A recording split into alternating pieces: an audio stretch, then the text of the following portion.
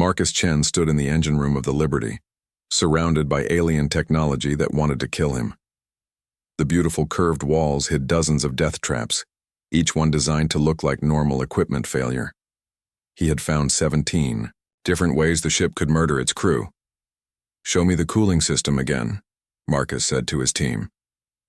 Lieutenant Wang pulled up the technical drawings on her tablet. The alien symbols meant nothing to most humans, but Marcus had spent weeks learning to read them.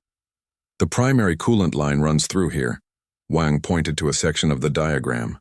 "But look at this secondary line. It connects to the main reactor, but it does not appear on any of the safety charts." Marcus nodded. He had suspected something like this. The secondary line was designed to inject superheated plasma directly into the reactor core if specific conditions were met.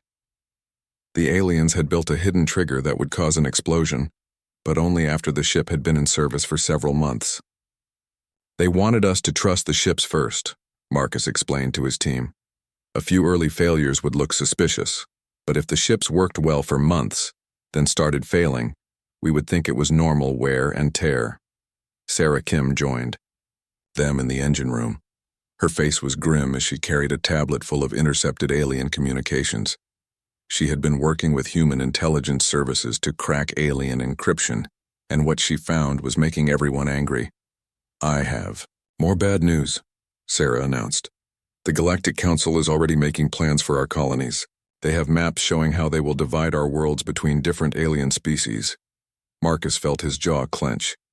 "How long do we have?" "According to their timeline, they expect all human ships to be destroyed within 8 months, Sarah replied. "Then they will wait another 4 months for us to build replacement vessels using human technology. They plan to attack our colonies while our new ships are still being tested." Marcus turned back to the alien machinery around him. The smooth curves and elegant design suddenly looked evil to his eyes. Every component had been crafted with human death in mind.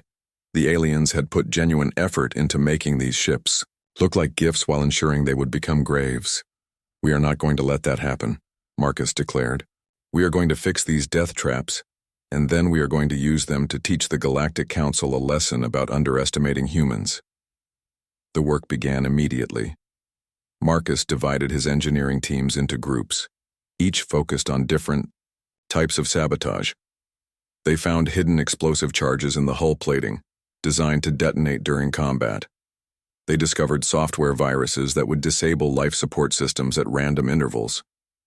They located physical weaknesses built into structural supports that would cause catastrophic failure under stress. But Marcus did not just want to remove the traps. He wanted to understand why the aliens had designed their technology the way they did. As his teams worked, he began to see patterns in alien engineering that revealed important weaknesses. "They build everything to be perfect," Marcus explained to Elena during one of their daily briefings. "Every system is optimized for maximum efficiency, but that means when something goes wrong, the whole thing falls apart." Elena studied the reports Marcus had prepared. Human engineers were already replacing alien components with human-built alternatives. The work was slow and dangerous, but progress was being made. "What about the other ships?" Elena asked. "We cannot retrofit all of them without the aliens noticing." Marcus smiled for the first time in weeks. "That is where human engineering philosophy comes in. Aliens build things to be elegant and efficient. We build things to work no matter what happens to them." He showed Elena a comparison between an alien power coupling and its human replacement. The alien version was smaller, lighter, and more powerful, but it had only one way to function. The human version was bulkier and less efficient, but it had 3 different backup systems and could be repaired with basic tools. "Human technology is designed by people who expect things to break," Marcus continued. "We make everything modular, so damaged parts can be swapped out quickly. We use redundant systems so losing one component does not kill everyone. We build things tough instead of pretty." The retrofit work continued for months. Teams of human engineers crawled through every section of every ship, replacing alien death traps with human reliability. They removed the elegant alien computers and installed human systems that could be maintained by any mechanic with basic training. The weapon systems received special attention. The aliens had built them to look impressive but fail at critical moments. Marcus replaced the alien targeting systems with human computers that used simple but effective algorithms. He swapped out the alien power systems for human reactors that produced less energy but would never explode unexpectedly. The aliens think we are primitive because we use steel instead of their fancy alloys, Marcus told his engineering staff during one of their meetings. But steel does not shatter when it gets cold. Steel can be welded back together with equipment found on any human world. Steel is honest about what it is and what it can do. Sarah Kim brought news from the intelligence front. The Galactic Council was growing impatient. They had expected more human ships to explode by now. Some alien leaders were suggesting they move up their timeline and attack human colonies directly. We need to be ready soon, Sarah warned Elena and Marcus. The aliens will not wait much longer. Marcus had been preparing for this moment. The retrofit was nearly complete on 6 ships, with 6 more still in progress. It was not the full fleet they had hoped for, but it would have to be enough. The aliens expect their own technology, Marcus explained his plan to Elena. They have studied their ships for centuries. They know exactly how much damage those weapons can cause, exactly how tough those hulls are, exactly how fast those engines can go. Elena began to understand. But our ships are not alien anymore. Exactly, Marcus grinned. We kept the alien exterior so the ships still look the same, but inside, everything is human. Our hulls are thicker and tougher, our weapons hit harder, and more reliably. Our engines may be slower, but they will keep running no matter what happens to them. The first test came sooner than expected. A patrol of alien warships approached human space, claiming they wanted to inspect the gifted vessels for proper maintenance. Sarah's intelligence network warned that this was actually a scouting mission, preparing for the main attack. Elena decided it was time to spring their trap. She took the Liberty and 2 other retrofitted ships to meet the alien patrol. The aliens expected to find human crews struggling with unfamiliar technology. Instead, they found something that would terrify the Galactic Council.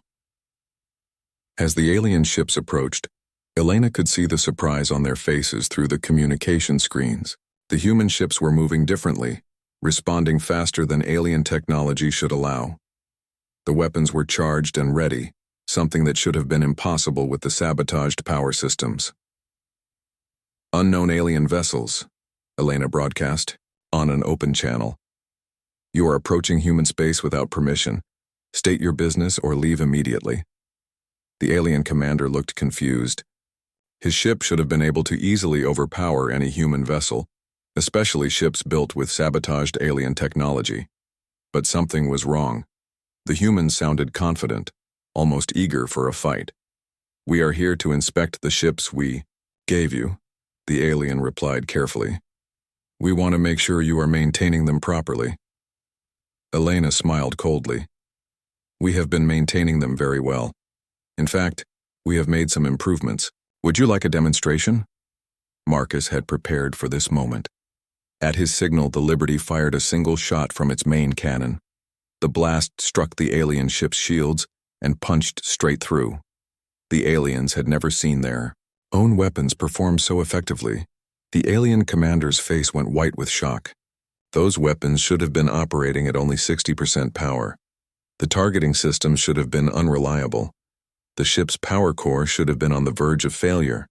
Instead, he was facing human vessels that performed better than the originals ever had. How is this possible? The alien whispered. Elena's voice was hard as steel when she answered. We fixed your death traps. Now it is your turn to endure what you planned for us.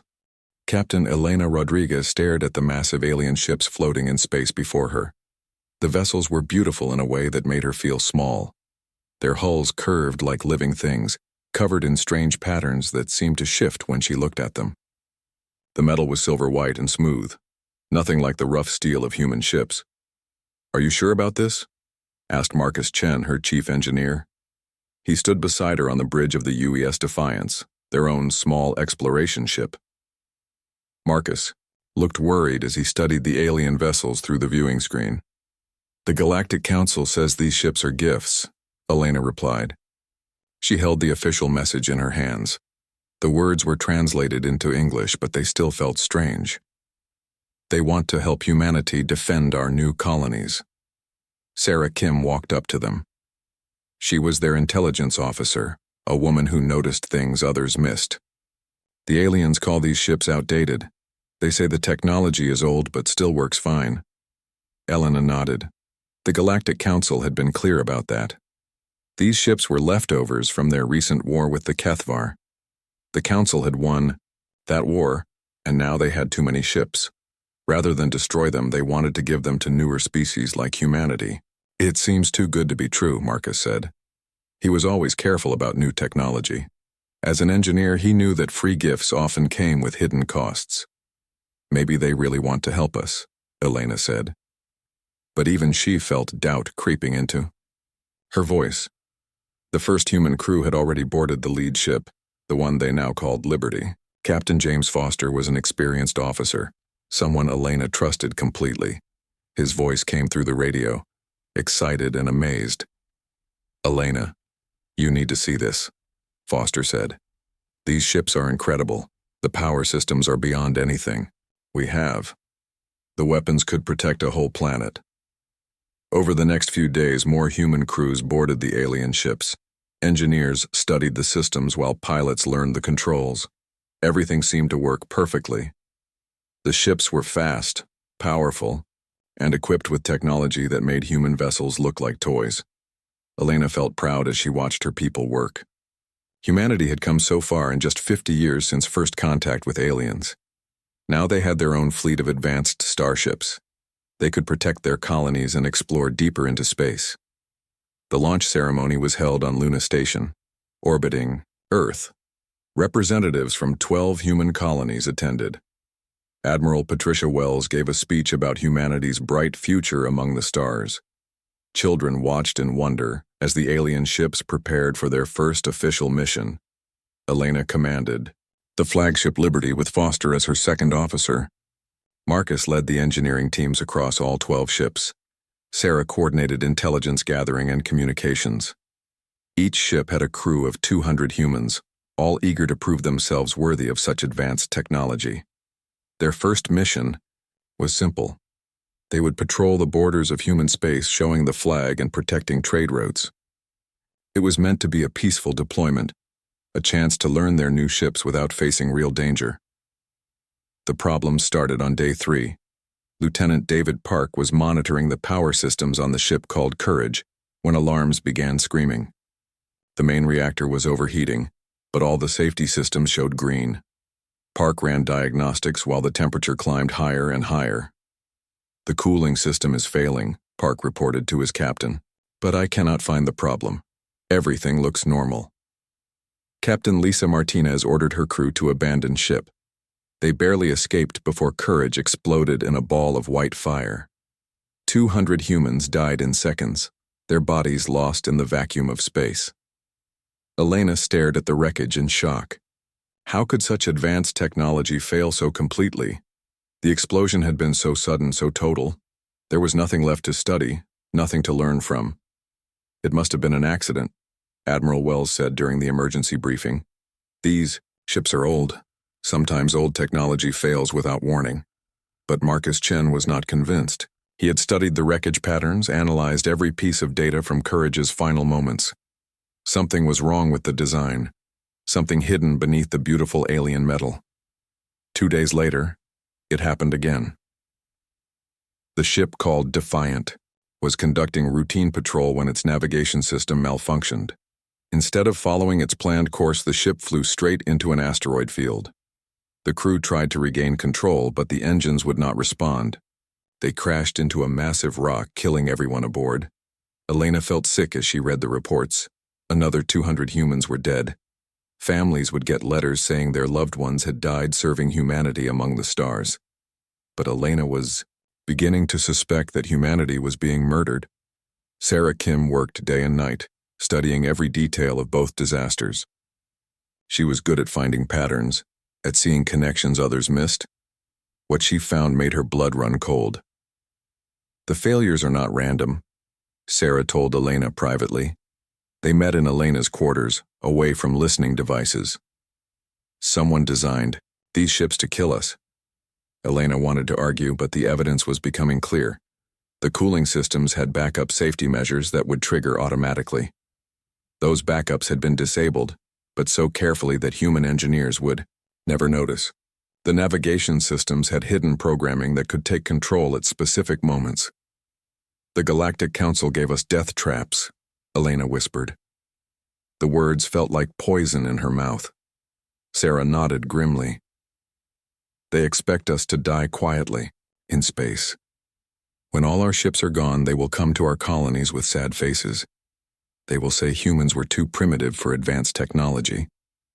Then they will take our worlds to protect them. Elena felt rage building inside her chest. Humanity had trusted the Galactic Council.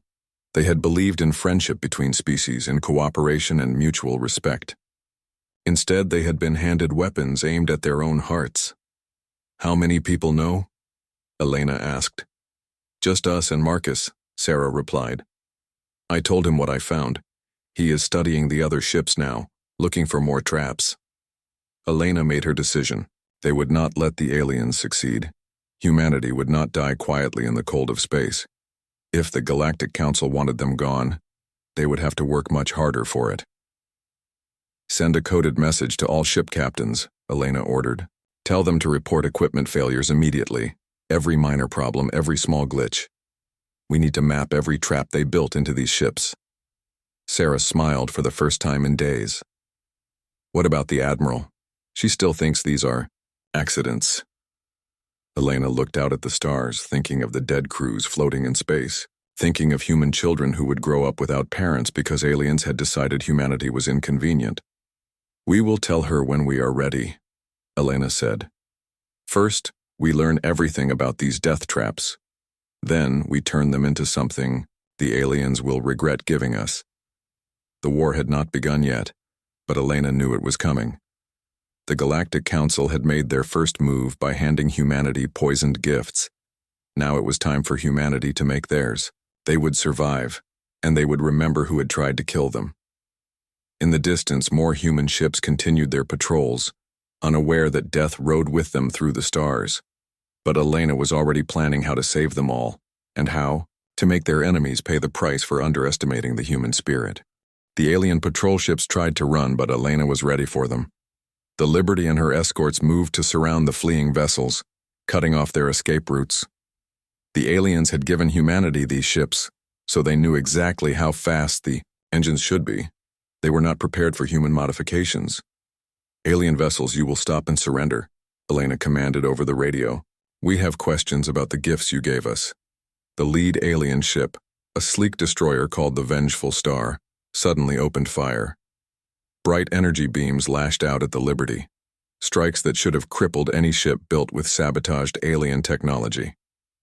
Instead, the beams scattered harmlessly across reinforced human hull plating. Marcus watched from the engineering section as the alien weapons struck his ship. The impacts barely registered on his damage sensors. Where the aliens had used lightweight alloys that would crack under stress, Marcus had installed thick human steel. Where the aliens had used single-layer hull plating, Marcus had built triple redundant armor. Their weapons are not penetrating our hull, Marcus reported to Elena. The power levels are exactly what we expected, but our modifications are holding. Elena smiled grimly. The aliens had designed these ships to be vulnerable to their own weapons. They expected any battle to end quickly, with human crews dying in their sabotaged vessels. Instead, the humans were taking damage that would have destroyed the original ships and asking for more. All ships return fire, Elena ordered. Let them see what their own weapons can do when they work properly. The human ships opened fire in unison. The aliens had sabotaged the targeting systems to miss at critical moments, but Marcus had replaced them with reliable human computers. Every shot found its target. The aliens had reduced the weapons' power output to ensure they would fail in battle, but Marcus had restored them to full strength. The Vengeful Star shook under the impact of weapons that should not have been able to harm it. The alien captain stared in shock at his damage reports. His shields were failing under sustained fire from systems he had personally inspected and sabotaged months earlier. How are they doing this? The alien captain whispered to his crew. Those weapons should barely function. Those targeting systems should miss half their shots. Sarah Kim was monitoring alien communications from the Liberty's bridge. She listened as panic spread through the enemy fleet. The aliens were realizing that their careful sabotage had been discovered and reversed. Elena, they are calling for reinforcements, Sarah reported. I count at least 12 alien warships heading this way. They will arrive in 2 hours. Elena nodded. This was exactly what she had hoped for. The aliens would send a large force to deal with what they thought was a small human patrol. They would come prepared to fight sabotaged alien technology operated by inexperienced human crews. Instead, they would face something entirely different. Marcus, how are the other retrofitted ships doing? Elena asked over the intercom. The Courage 2 and the Defiant 2 are performing perfectly, Marcus replied. They had named the new ships after the crews who died in the sabotaged vessels. It seemed fitting that their memory would live on in ships that could actually fight back. The alien patrol was trying to retreat, but Elena would not let them escape. She needed them to report back to the Galactic Council to tell them that something had gone terribly wrong with their plan to quietly eliminate humanity. Surrender now and we will let you live, Elena broadcast to the alien ships. Resist further and we will demonstrate more human improvements to your technology. The alien captain of Vengeful Star was a proud warrior from a species called the Hegemony.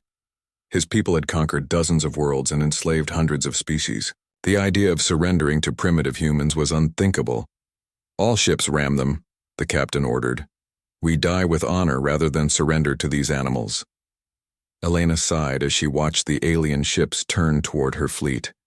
She had hoped to capture them alive, but the aliens preferred death to admitting they had been outfought by humans. All ships, evasive maneuvers, Elena commanded. Let them see how fast human engineering can make their ships go. Marcus had not just improved the ship's defenses and weapons, he had also modified the engines, trading the aliens' elegant efficiency for raw human power. The human ships accelerated away from the ramming attack with speed that shocked the alien pilots. The Vengeful Star missed its target by hundreds of kilometers, its captain staring in disbelief at his sensor readings. The human ships were moving 30% faster than the specifications indicated. That should have been impossible with the sabotaged engine systems. Their engines are overcharged, the alien engineer reported. But that should cause them to explode within minutes. Instead, the human ships continued to accelerate. Marcus had built the engines to run hot and loud, without the delicate balance that alien technology required. They were less efficient, but they could handle massive overloads without failing. The battle ended quickly after that.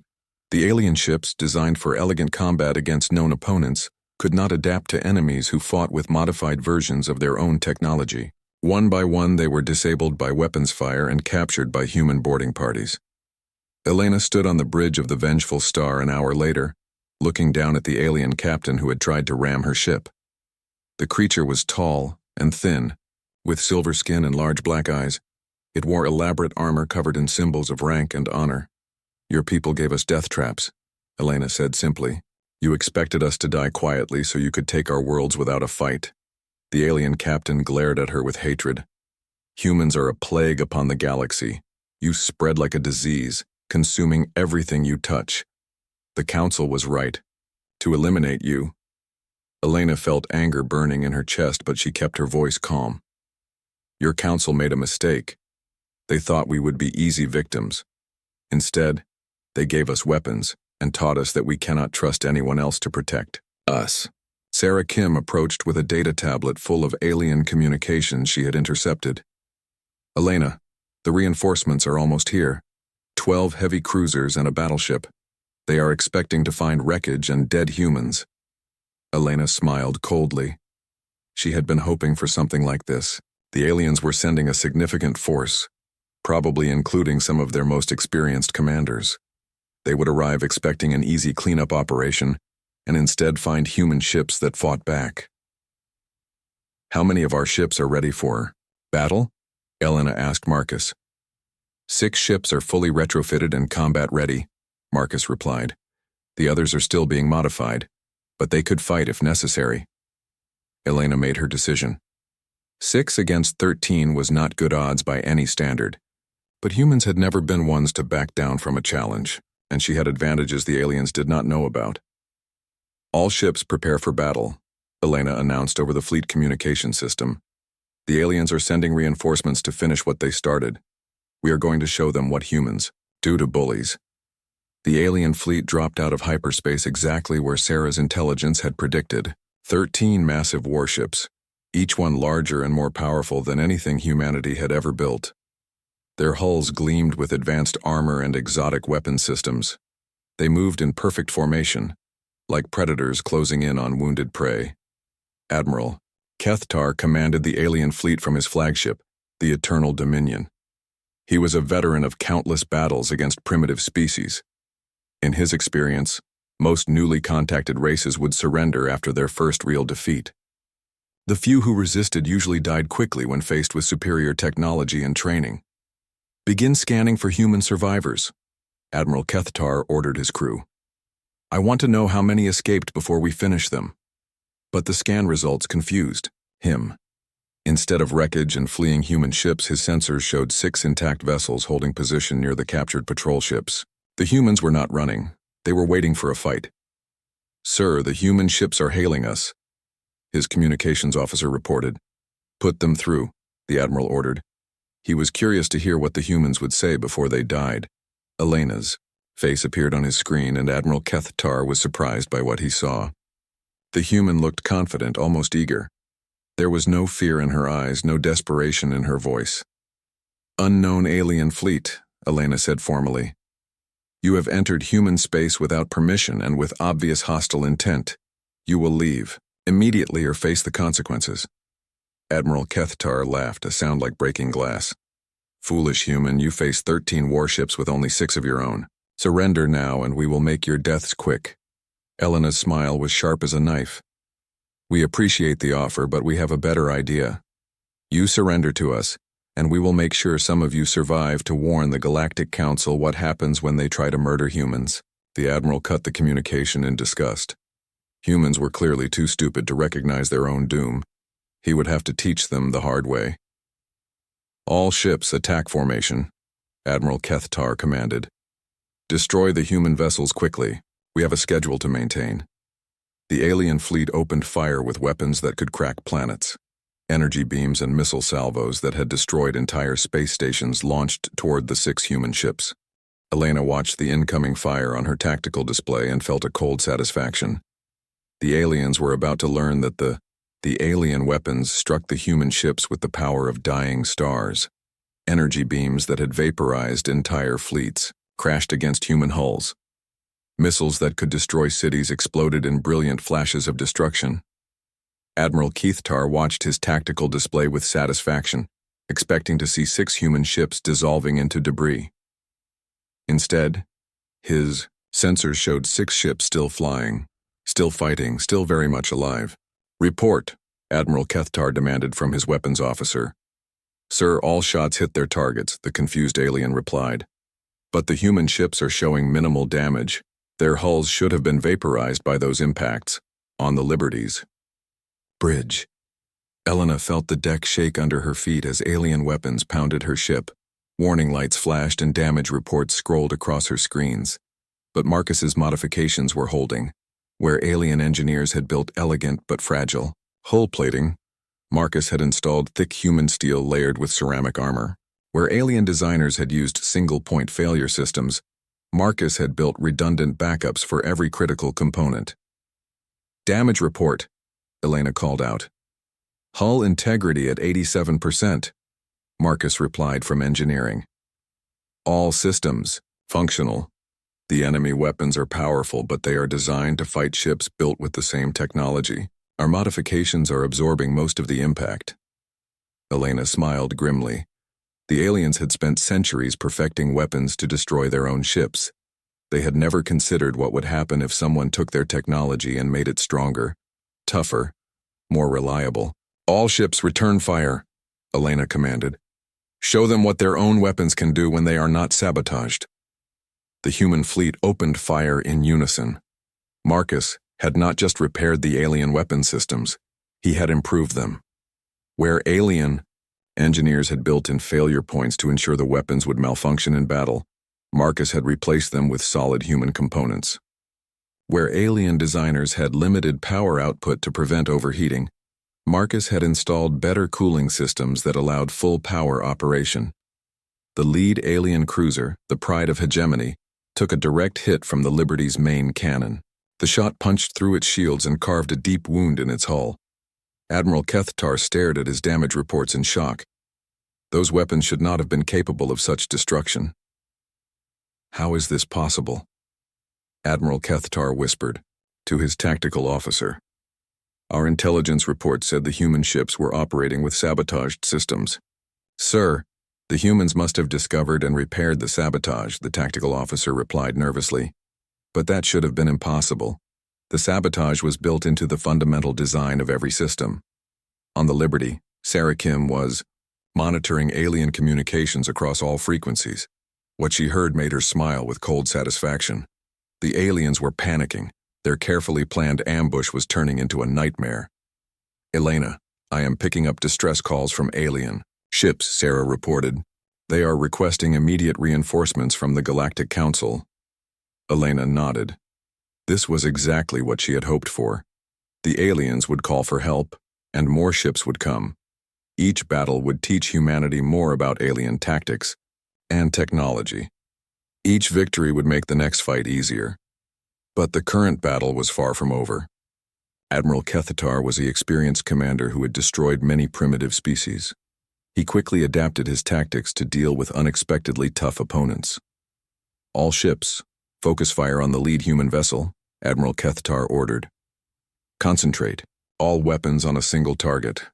Even enhanced armor cannot withstand our combined firepower. 13 alien ships turned their weapons toward the Liberty. Elena felt her ship shake as massive energy beams converged on her hull. This was the kind of concentrated fire that could destroy capital ships. Marcus's modifications were good, but they had limits. Hull integrity dropping rapidly, Marcus reported, strain clear in his voice. We cannot take this level of punishment for long. Elena had expected this moment. The aliens were adapting their tactics using their superior numbers to overcome human improvements. It was time to show them another human innovation. All ships, implement Chen Formation 7, Elena commanded. Marcus had developed new battle tactics specifically for retrofitted alien ships. Instead of fighting like aliens with elegant formations and predictable patterns, the human ships would fight like humans. They would be unpredictable, aggressive, and willing to take risks that would terrify alien commanders. The 6 human ships suddenly scattered in different directions, breaking formation in ways that violated every principle of alien naval doctrine. Admiral Kethtar watched in confusion as his carefully coordinated attack fell apart. His ships had been positioned to destroy a single target, not to fight 6 enemies moving in random directions. The Courage II dove under the alien formation, its weapons raking the unarmored belly of a heavy cruiser. The Defiant II climbed above the enemy fleet, striking at exposed engine sections. The other human ships weaved between alien vessels, too close for the big weapons to track them effectively. Sir, the humans are not following proper battle formations, Admiral Kethtar's tactical officer reported. They are attacking from multiple angles simultaneously. Our formation is breaking apart. Elena smiled as she watched the alien fleet struggle to adapt. Alien commanders fought according to established doctrine, using formations and tactics that had been refined over thousands of years. They expected their enemies to do the same. Humans had no doctrine because they were new to space warfare. They made up tactics as they went along, doing whatever seemed to work. The battle turned into a chaotic free-for-all as human ships darted between alien vessels like fighters attacking bombers. The aliens had superior firepower, but they could not bring it to bear effectively when their targets moved in unpredictable patterns. Sarah Kim picked up new communications that made her heart race with excitement. Elena, I am detecting signals from other species. Someone else is listening to this battle. Elena had hoped for something like this. News of the battle would spread throughout the galaxy. Other species would hear that humans had not only survived the Galactic Council's deception, but had turned it against them. Some of those species might decide that the Council was not as invincible as they claimed. The first sign of change came from the Zephyrian Empire, a collection of worlds that had been conquered by the Council centuries earlier. Zephyrians were bird-like creatures with brilliant feathers and keen intelligence. They had been forced to serve the Council as navigators and scouts, their knowledge of space routes too valuable to waste. "Human ships, this is Captain Scree of the Zephyrian vessel Wind Dancer," came a new voice over the communications channel. "We have been monitoring your battle with great interest." Elena was surprised but pleased to hear from another species. "Captain Scree, this is Captain Rodriguez of the human fleet. Are you here to fight alongside the Galactic Council?" "Negative, Captain Rodriguez," Scree replied, and Elena could hear the satisfaction in his alien voice. "The Zephyrian people have no love for our council masters. We would be most interested in discussing mutual cooperation against our common enemies." Admiral Kethtar heard the exchange and felt cold fear creeping into his hearts.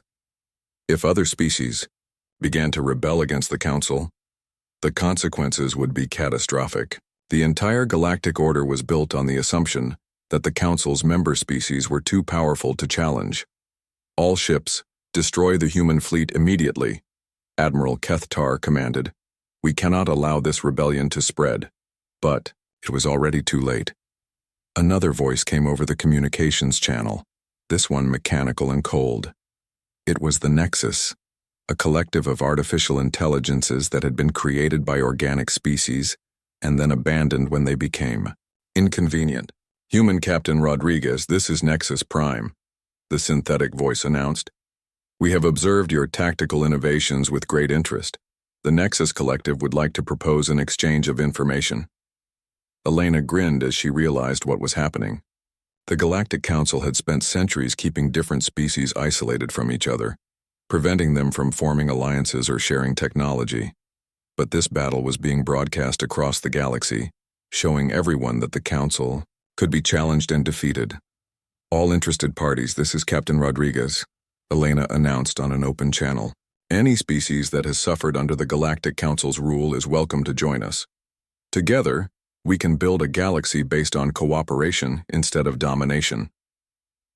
Admiral Kethtar watched in horror as his perfectly planned extermination mission turned into a galactic revolution.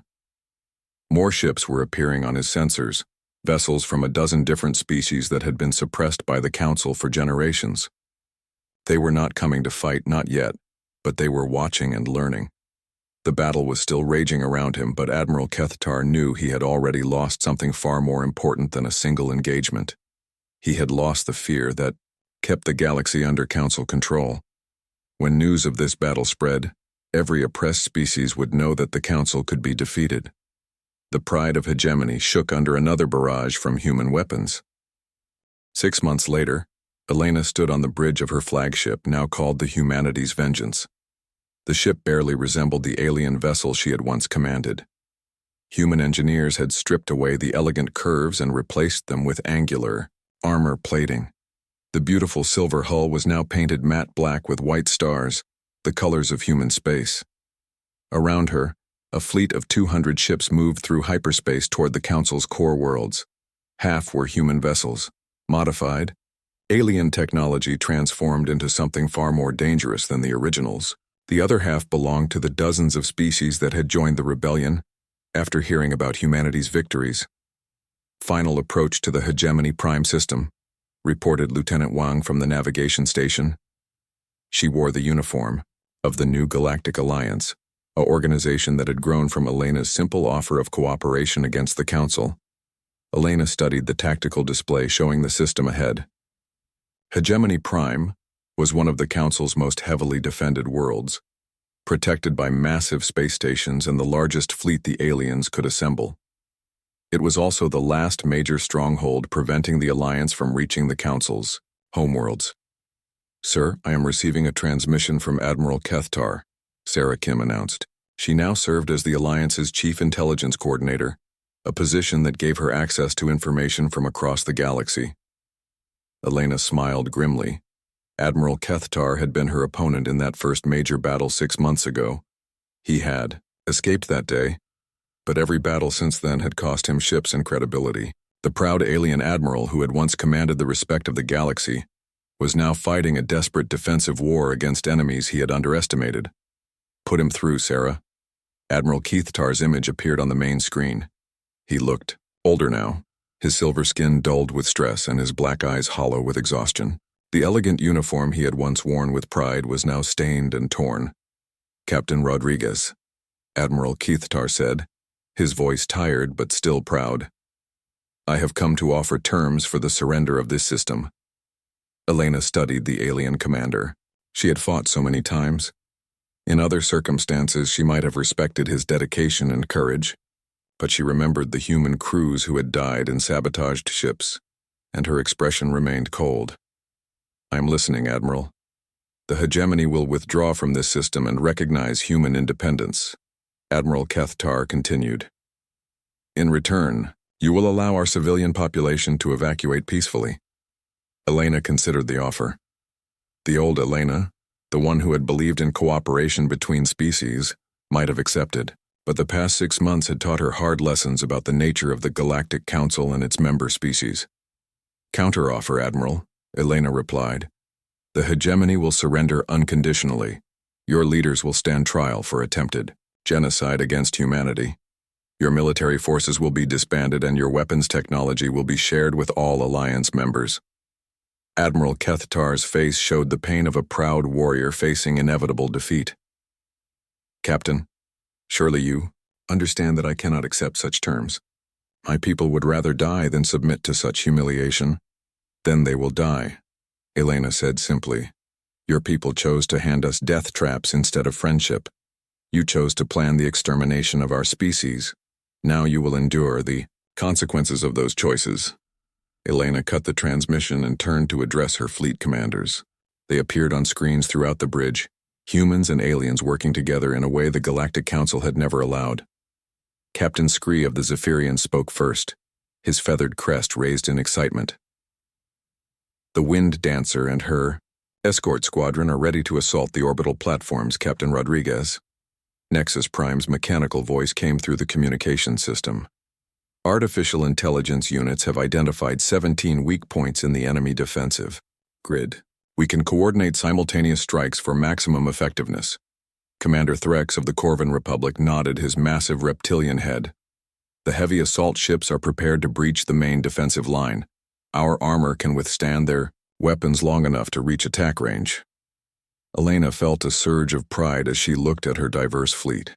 Humans and aliens working together not because they had been forced to, but because they chose to fight for something better than the Council's tyranny. It was everything she had dreamed of when she first saw those beautiful alien ships so long ago. All ships begin the assault, Elena commanded.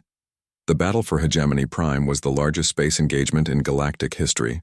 200 Alliance ships faced off against 300 Council vessels in a fight that would determine the future of civilized space. Energy beams and missile salvos lit up the darkness as two philosophies of governance clashed above the alien world. Marcus Chen coordinated the battle from the Vengeance's engineering section, his voice calm and professional as he managed damage control across the entire fleet. The modifications he had pioneered on those first sabotaged ships had been refined and improved over months of constant warfare. Alliance vessels could take damage that would destroy any other ship and keep fighting. Hull breach on Deck 7, sealing now, Marcus reported as the Vengeance shook under enemy fire. All systems still operational, the Council forces fought with the desperation of creatures facing extinction. They had built their entire civilization on the assumption that they were superior to all other species. The idea that primitive humans and inferior subject races could defeat them was more terrifying than death itself. But desperation could not overcome the fundamental flaws in Council philosophy. They had designed their technology to be elegant and efficient, assuming they would always face predictable opponents using inferior equipment. They had organized their military around rigid doctrine, expecting enemies to fight according to established rules. The Alliance fought with the chaos and adaptability that came from being made up of dozens of different species, each contributing their own unique strengths. Zephyrian ships provided navigation and scouting with their natural understanding of space currents. Nexus artificial intelligences coordinated complex maneuvers that no organic mind could manage. Corvin heavy ships absorbed punishment that would destroy any other vessel. And through it all, human crews held the fleet together with their stubborn refusal to give up. When systems failed, they repaired them with improvised solutions. When tactics did not work, they invented new ones on the spot.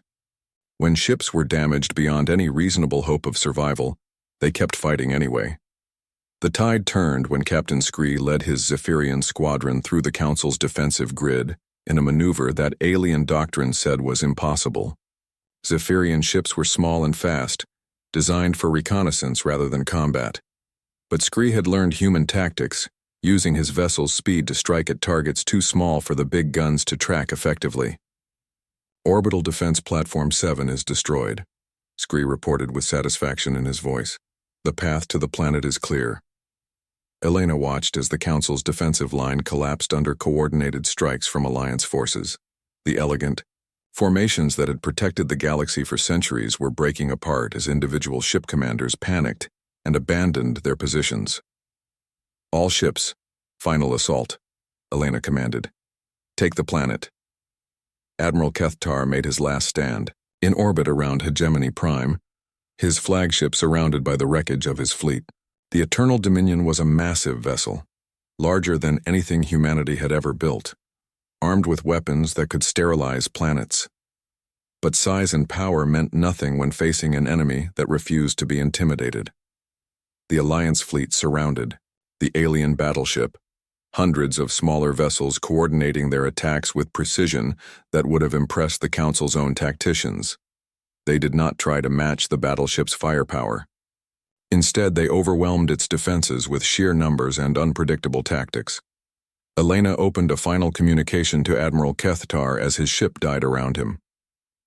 Admiral, you offered us death traps and expected us to die quietly. Instead, we learned from your betrayal. We became stronger than you ever imagined possible. Admiral Kethtar looked at the human who had destroyed his career, his fleet, and his people's future. There was no anger in his voice when he spoke, only exhausted recognition of a superior opponent. Your species is truly terrifying, Captain. Rodriguez, Admiral Kethtar said quietly. We thought we understood what it meant to be human. We were wrong. The Eternal Dominion exploded in a burst of white fire, taking the last Council fleet commander with it. Admiral Kethtar had chosen to die rather than surrender, but his sacrifice would not save his people or their way of life. Elena stood in the ruins of the Council's last stronghold and felt no satisfaction in her victory. Too many beings had died because the Council had decided that humanity was inconvenient. The galaxy was free from their tyranny, but freedom had come at a terrible cost. Sarah Kim approached with news from across the galaxy. Elena, the Council's remaining members, are requesting negotiations. They want to discuss terms for a new galactic government. Elena nodded. The war was effectively over, but the real work was just beginning. Building a new galaxy based on cooperation instead of domination would be much harder than destroying the old order.